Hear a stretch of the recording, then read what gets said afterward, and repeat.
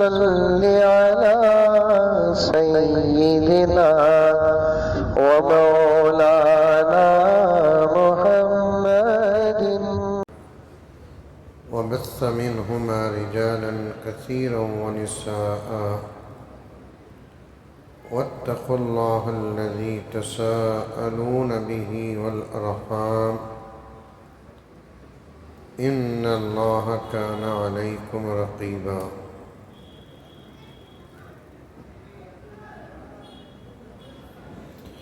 صدق الله مولانا العظيم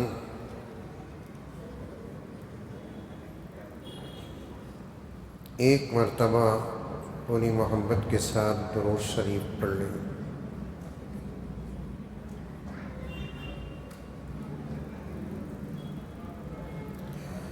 سورۃ النساء کی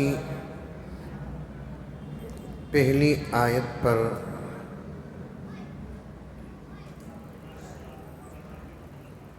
بات چل رہی ہے۔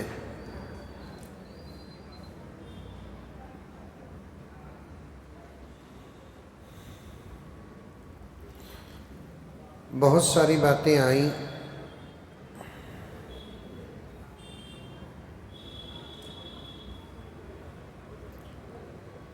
اللہ تعالیٰ کا ڈر، پھر اللہ تبارک و تعالیٰ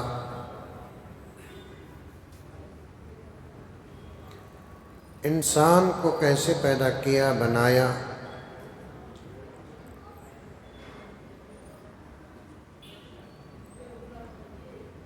اور اس کے بعد اللہ تبارک و تعالی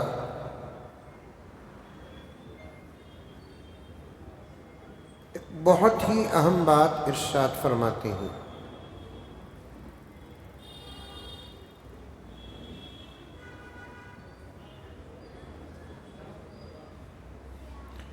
وَاتَّقُوا اللَّهَ الَّذِي تَسَاءَلُونَ بِهِ وَالْأَرْحَامَ،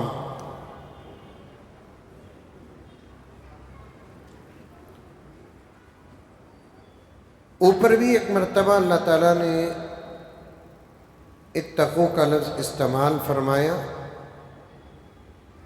وہاں ربکم کہا، یہاں اللہ تبارک و تعالیٰ اپنا نام ذاتی استعمال فرمایا۔ اتقوا ربکم، وہاں رب کیوں کہا، یہ باتیں میں نے آپ کے سامنے مختصر رکھا۔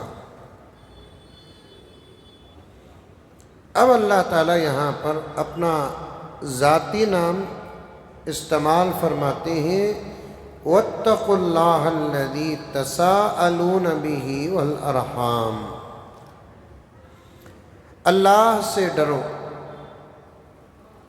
اس اللہ سے ڈرو جس کے پاس، جس کے ذریعے تم سوال کرتے ہو، والارحام، اور رشتہ داری کا۔ عربی کا ایک عجیب و غریب انداز ہے جسے سمجھنے کے لیے عربی کا پڑھنا بہت ضروری ہے۔ اللہ تبارک و تعالی بہت ساری جگہوں میں عطف کے ساتھ بیان کرتے ہیں، اور عطف کسے کہتے ہیں میں وہ آپ کو سمجھا نہیں سکتا۔ آیت کے ذریعے سے اللہ تبارک و تعالیٰ دو باتوں کا حکم دیتے ہیں۔ ایک، اللہ تعالیٰ فرماتے ہیں اللہ سے ڈرو جس کے ذریعے سے تم سوال کرتے ہو، اور رشتہ داری کے بارے میں بھی اللہ تعالیٰ سے ڈرو۔ میں تھوڑی دیر آپ حضرات کے سامنے رشتہ داری کے متعلق عرض کرنا چاہتا ہوں۔ آج اوپر اللہ تبارک و تعالیٰ نے بیان کیا کہ ایک نفس سے ان کی بیوی کو پیدا کیا، اور اس کے بعد اللہ تبارک و تعالی اس ایک جوڑے سے مردوں کو اور عورتوں کو پیدا کیا اور پھر ان میں جوڑے بنائے، پھر ان سے اولاد ہوئی، پھر ان میں جوڑے بنائے، پھر ان سے اولاد ہوئی۔ یہ سلسلہ الحمدللہ ثم الحمدللہ اب تک چل رہا ہے اور قیامت تک چلتا رہے گا۔ یہ ساری دنیا میں جو انسان پھیلے ہوئے ہیں وہ سب کے سب اوپر اوپر اوپر اوپر جاتے جاتے ایک ماں ایک باپ کی اولاد بنتے ہیں۔ اب ایک ماں کی ایک اولاد بنتے ہوئے نیچے جو شاخیں نکلتے ہیں وہ شاخیں آپس میں رشتہ دار ہوتے ہیں، اور ان کا رشتہ خون اور دودھ دونوں کا رشتہ ہوتا ہے۔ ہم اگرچہ آپس میں تھوڑی دیر کے لیے میں آپ کا کوئی رشتہ دار معلوم نہیں ہوتا اور آپ میرے کوئی رشتہ دار معلوم نہیں ہوتے، لیکن اوپر اگر جاتے رہیں گے کہیں نہ کہیں کسی نہ کسی طریقے سے ہمارا رشتہ ثابت ہو جاتا ہے۔ اور ایک بات عرض کرتا ہوں آپ کے سامنے، اللہ تبارک و تعالیٰ نے رشتہ داریاں جو بنائی ہیں وہ صرف انسانوں میں بنائی ہیں اور جنات میں بنائی ہیں۔ اس کے علاوہ اللہ تعالیٰ کسی اور مخلوق کے درمیان میں رشتہ داریاں نہیں رکھی ہیں۔ جانوروں میں ہے کیا رشتہ داری؟ درختوں میں ہے کیا رشتہ داری؟ کسی میں کوئی رشتہ داری نہیں ہے۔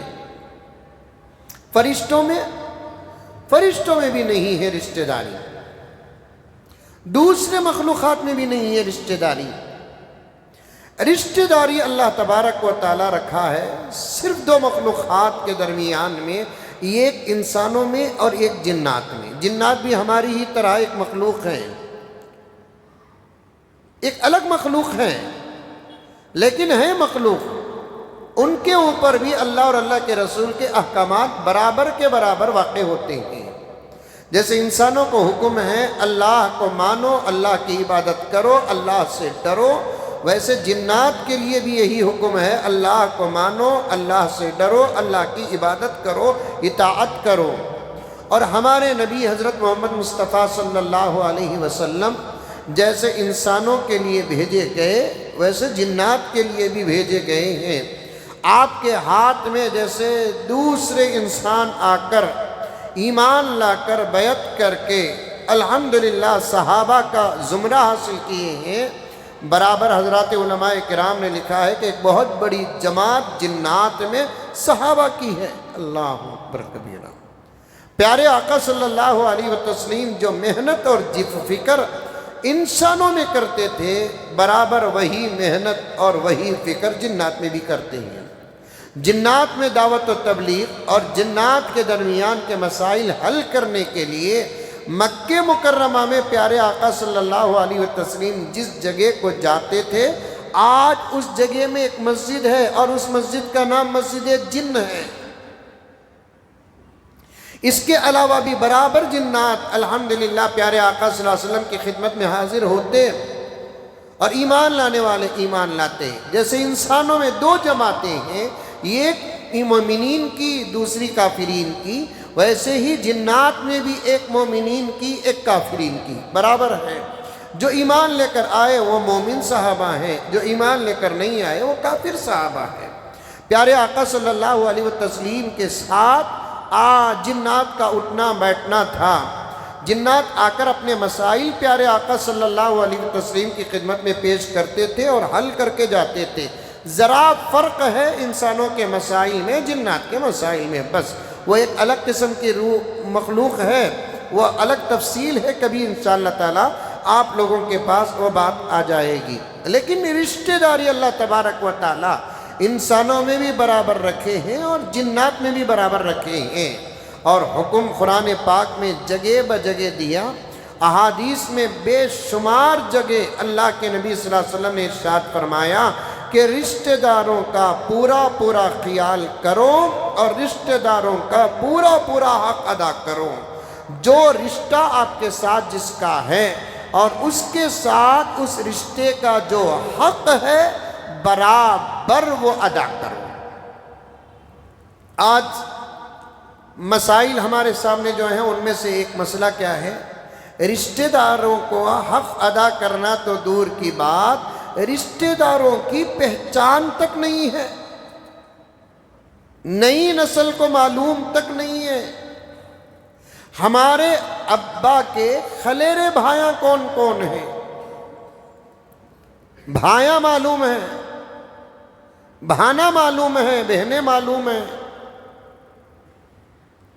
لیکن یہ نہیں معلوم ہماری نسلوں کو ہمارے ابا کے ماما کون ہیں، ہمارے ابا کے خالہ کون ہیں، ہمارے ابا کی پھوپھیاں کون ہیں۔ یہ تمام خاندان اور کنبے میں آتے ہیں۔ احادیث میں آتا ہے رشتہ داروں کی معرفت رکھو، ان کے ساتھ اچھا سلوک کرو، تمہاری اپنی طاقت کے مطابق لین دین ان کے ساتھ رکھو، کیونکہ ایک جگہ پر پیارے آقا صلی اللہ علیہ وسلم نے فرمایا من احب ان یبسط له فی رزقی وینسأ له فی اثری فلیصل رحمہ۔ جو آدمی چاہتا ہے اس کے رزق میں برکت ہو، اور جو آدمی چاہتا ہے اس کی عمر دراز ہو، پیارے آقا نے فرمایا اس کو چاہیے کہ وہ رشتہ داروں کے ساتھ اچھا سلوک کرے۔ سبحان اللہ، رزق کی برکت کی ضمانت ہے رشتہ داروں کا حق، عمر کی برکت اور لمبی عمر کی ضمانت ہے رشتہ داروں کے ساتھ اچھا سلوک۔ آج غور کر دیکھیں آپ، جتنی زبردست اور کٹھن اور سخت ترین دشمنیاں رشتوں کے بیچ میں ہیں، اتنے تو باہر کے دشمنوں کے بیچ میں بھی نہیں ہیں۔ ایک دودھ والے آپس کے دشمن، ایک پیٹ والے آپس کے دشمن، ایک خون والے آپس کے دشمن۔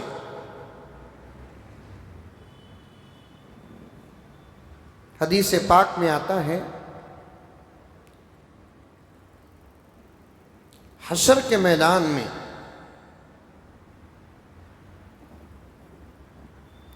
اللہ تعالی بندوں کا، مخلوقات کا حساب لینے کے لیے بیٹھیں گے اپنے شان کے مطابق، اور اللہ کے بالکل قریب تین شخص انتہا درجے پر خوبصورت اللہ کے کرسی کے بازو کھڑے رہیں گے۔ وہ تین خوبصورت شخص کون؟ ایک قرآن، دوسرا رمضان، تیسرا رشتہ داری۔ ان تینوں کو بھی اللہ تبارک و تعالی ایک شکل دے کر اپنے بالکل بازو کھڑا کریں گے۔ جس بندے کو اللہ تعالی حساب کے لیے طلب کریں گے، سمجھ میں آ رہی ہے بات؟ عمل کرو، ڈرو۔ اللہ تعالیٰ یہ تمام باتوں کے بارے میں کہہ رہا ہے کہ میرے سے ڈرو، میں ان تمام رشتہ داریاں اور ان کے حقوق کے بارے میں بھی سوال کروں گا۔ لوگ یہ سمجھ بیٹھے ہیں حشر کے میدان میں صرف نماز کا سوال ہوگا، روزے کا سوال ہوگا، زکوٰۃ کا سوال ہوگا، تلاوت کا ذکر سوال ہوگا، گناہوں کا سوال ہوگا۔ یہ بھی سوال ہوگا، تیرا سگا بھائی پریشان تھا، تو نے کیا حق ادا کیا، سوال ہوگا۔ سجدے پہ سجدے کر رہا تھا، نماز پر نماز پڑھ رہا تھا، کیا اسی کا نام دین سمجھ بیٹھا؟ اور میں نے صرف یہ کہا کہ تو صرف نماز پڑھ کر میرے پاس آ جا، اور تجھے میں یہ بات میرے نبی کے ذریعے سے نہیں پہنچایا، تیرے بھائی کا بھی تیرے اوپر حق ہے، تیری بہن کا بھی تیرے اوپر حق ہے، تیری ماں کا بھی تیرے اوپر حق ہے، تیرے بچوں کا بھی تیرے اوپر حق ہے، تیرے رشتہ داروں کا بھی تیرے اوپر حق ہے، تو نے ادا کیا کیا ہے؟ ایک ہے حقوق اللہ جس میں نماز، روزہ، زکوٰۃ سب داخل ہے، ایک ہے حقوق العباد جس میں رشتہ داریوں کا حق داخل ہے۔ اگر کوئی اللہ کا بندہ حقوق اللہ کا پورا حساب دے دیا اور حقوق العباد میں اٹک گیا، وہ بھی جنت نہیں جائے گا۔ غافل ہیں لوگ، میں تو حق کی بات کر رہا ہوں، توجہ کے ساتھ سنیں، بعد میں چینل کے ذریعے سے سننے والے توجہ کے ساتھ سنیں، حق کی بات کر رہا ہوں میں۔ ہمارے اپنے بچوں کو پہلے رشتہ داریوں کی پہچان کراؤ۔ دیکھو حدیث کیا ہے، 3 شخص انتہا درجے پر خوبصورت شکل میں اللہ کی عدالت میں کرسی کے قریب ہوں گے، جن میں سے ایک قرآن، دوسرا رمضان، تیسرا رشتہ داری۔ جب اللہ تعالیٰ کسی بندے کو حساب کے لیے بلائیں گے، حساب کرنے سے پہلے ان تینوں سے پوچھیں گے اس کے بارے میں تمہارا کیا خیال ہے؟ اللہ کیا تھا؟ وہ اپنے کاموں میں مختار ہیں، وہ اپنے باتوں میں مختار ہیں، وہ اپنے فیصلوں میں مختار ہیں، وہ اپنے اداؤں میں مختار ہیں۔ ہمیں کسی قسم کی کوئی اجازت نہیں کہ یہ پوچھے کہ اللہ تعالیٰ ایسا کیوں کر رہا ہے۔ وہ جو کر رہا ہے وہی صحیح، وہ جو کر رہا ہے وہی اچھا۔ اب اللہ تعالیٰ پوچھیں گے تینوں کو کہ اس بندے کے بارے میں تمہارا کیا خیال ہے حساب سے پہلے؟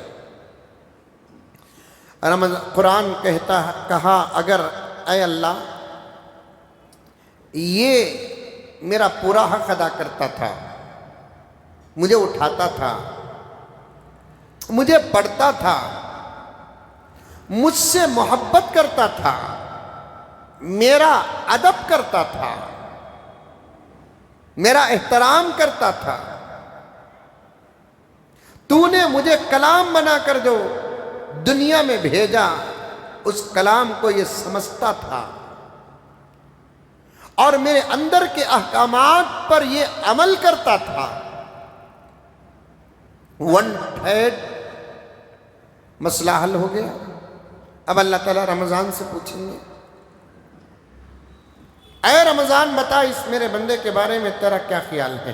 رمضان بھی اگر کہہ دے کہ اے اللہ میرے جانے سے پہلے یہ میرا انتظار کرتا تھا، سبحان اللہ، میں جب اس تک پہنچتا تو یہ میرا بڑا شاندار استقبال کرتا، اور تراویح کے ذریعے میری خدمت کرتا تھا، سحری کے ذریعے سے میری خدمت کرتا تھا، روزے کے ذریعے سے میرا پورا خیال کرتا تھا، اور میرا عام دنوں کے مقابلے زیادہ ہی ادب اور احترام کرتا تھا۔ اے اللہ میرے واسطے سے یہ تیرے سے کانٹیکٹ میں رہتا تھا، تو خود جانتا ہے، یہ سب باتیں ہوں گی۔ میرے واسطے سے یہ تجھ سے تعلق میں رہتا تھا۔ اے اللہ میرے وقت کے ختم ہونے کے بعد اس سے جدا ہو کر میں 1 سال کے لیے آتا، میرے جدا ہونے پر اسے جتنا افسوس ہوتا اس سے زیادہ اس کے میرے سے جدا ہونے پر مجھے افسوس ہوتا۔ 2/3 مسئلہ حل ہو گیا، سبحان اللہ۔ اب تیسرا رشتہ داری کو پوچھیں گے اللہ بتاؤ اس میرے بندے کے بارے میں تمہارا کیا خیال ہے؟ یہ تقریر نہیں، یہ سب ہونے والی باتیں ہیں قرآن اور حدیث کے۔ آج کتنے ہمارے بچے اور بچیاں ہیں ذرا بھی رشتہ داری کو جانتے و پہچانتے نہیں۔ اللہ اکبر کبیرہ، رشتہ داری کے ٹوٹنے میں ذرا بھی ٹینشن نہیں، اور بات کرتے وقت بڑوں کو یا چھوٹوں کو اس بات کا احساس تک نہیں ہوتا کہ اگر بات کرتے وقت مردوں کو، عورتوں کو، بڑوں کو، جوانوں کو اس بات کا احساس نہیں ہوتا کہیں میرے جملے سے رشتے میں دراڑ نہ آ جائے۔ بے دھڑک کام، بے دھڑک بات، ایک لمبا عنوان ہے یہ جو اس وقت کی سب سے بڑی ضرورت ہے۔ وہ حدیث کو وہیں رکھو، میں بولوں گا۔ اچھے اچھے نمازی رشتوں کے حقوق میں ناکام ہیں۔ حج پر حج کرنے والے، ایک مرتبہ حج کا حکم کیوں دیا اللہ تعالیٰ؟ کیونکہ حج معمولی خرچ والی عبادت نہیں، حج معمولی خرچ والی عبادت نہیں۔ اس عبادت میں سووں اور ہزاروں روپے خرچ نہیں ہوتے، اس عبادت میں کروڑ لاکھوں روپے خرچ ہوتے ہیں۔ اس وقت ایک حج کا جو پیکیج ہے نا، گورنمنٹ تو اپنی جگہ پر ہے ہی ہے، گورنمنٹ کے بارے میں بولنا بھی گناہ کبیرہ ہے، چاہے یہاں کی گورنمنٹ ہو کہ یا وہاں کی گورنمنٹ ہو۔ سمجھ میں آئی بات ہے؟ حج ایک عبادت ہے، اسے اس وقت دونوں ملک والے تجارت بنا چکی ہیں۔ یہ صاف بات ہے، میرے ساتھ کچھ بھی ہو جائے مجھے کوئی پرواہ نہیں، اگر وہاں کی حکومت بیان بھی کرتی ہے اب مجھے اس سے کوئی ڈر نہیں ہے، میرا فرض ادا ہو چکا ہے الحمدللہ۔ لیکن بات تو صاف کہنا ہے، وہاں کے علماء نہیں کہتے تو کیا یہاں کے علماء بھی نہیں کہنا؟ یہ عبادت ہے، اسے تجارت بنا چکے ہیں۔ اس کے زبردست دلائل عالم اسلام کے پاس ہیں۔ غرض 6 لاکھ روپے حج ٹور والوں کے پاس، 10 لاکھ روپے، 11 لاکھ روپے، 12 لاکھ روپے، جائیے حج کو برابر جائیے۔ ہمارے حضرت امیر شریعت مفتی اشرف علی صاحب علیہ الرحمہ فرماتے بار بار، وہ مقامات ہی ایک ایسے مقامات ہیں جہاں ایک مرتبہ جانے سے جی بھرتا نہیں، بار بار جائیں تب بھی وہاں کی محبت باقی رہتی ہے، جی کا آس باقی رہتا ہے۔ اور اللہ تعالیٰ نے اس کا اشارہ قرآن پاک میں دیا، مثابۃ للناس، لوگوں کے بار بار جانے کی جگہ بنایا ہے ہم نے اس کو۔ لیکن جائیں، بار بار جائیں، عمروں کو جائیں، حج کو جائیں، بار بار جائیں، اللہ تعالیٰ دیا ہے۔ ایک حدیث میں تو یہاں تک ہے کہ فرض ادا کرنے کے بعد بھی 5 سال حج کر کے گزر گئے، اس کے پاس پھر آنے کی طاقت رہی، وہ نہیں آتا ہے تو وہ ہمارے ساتھ بے وفائی کر رہا ہے۔ لیکن ایک بات کہ بار بار جانے سے پہلے یہ سوچنا چاہیے ہماری یہ پیسے دوبارہ حج کی ضرورت ہے یا ہمارے رشتہ داروں کی ضرورت ہے، یہ دیکھ کر فیصلہ کرنے والا ہی رشتہ داروں کا حق ادا کرنے والا ہے۔ ورنہ کتنے ایسے ہیں جن کے خاندان میں بہت سارے ایسے ہیں جو میں کیا کہوں بولنا مناسب بھی نہیں ہے، جن بچے اور بچیوں کی شادیوں کی عمر پار ہو چکی ہے، لیکن اس خاندان کا کوئی فرد اللہ نے ان کو دولت سے نوازا ہے، وہ حج پر حج اور عمروں پر عمرے کرتا ہے، لیکن اپنے رشتوں میں رہنے والے غریب بچے اور بچیوں کی شادیوں کی فکر نہیں کرتا، کھانے کی فکر نہیں کرتا۔ پتہ نہیں کہ ان کا حج عند اللہ مقبول ہوگا کہ مردود ہوگا، اللہ ہی بہتر جانتا ہے۔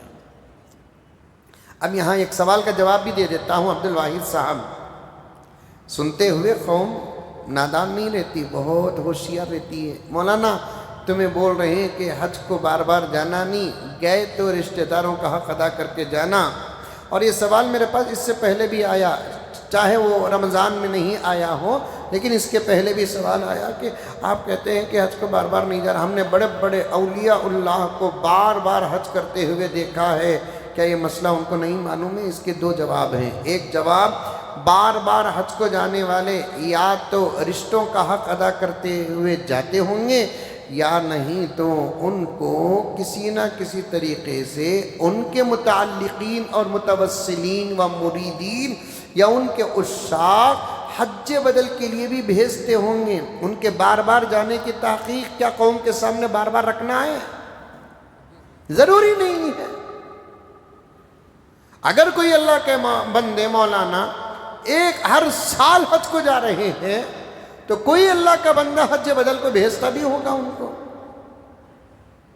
کیونکہ حج بدل کرنے کے لیے، حج بدل کرانے کے لیے عالم کا ہونا اولا ہے۔ کیونکہ دو باتیں، ایک عالم ہو، دوسرا انہیں پہلے سے حج کیا ہوا ہو، کیونکہ کسی کی طرف سے حج کیا جا رہا ہے، کہیں غلطی نہ ہو جائے۔ ایک سوال جو اندر رہتا ہے میں نے اس کا جواب دے دیا انشاءاللہ تعالی۔ چونکہ وقت کا مسئلہ ہے، اب مجھے 2 پروگراموں کو جانا ہے یہاں سے، تو میں بقیہ باتیں ذہن میں رکھیں، کل انشاءاللہ آپ کے سامنے عرض کروں گا۔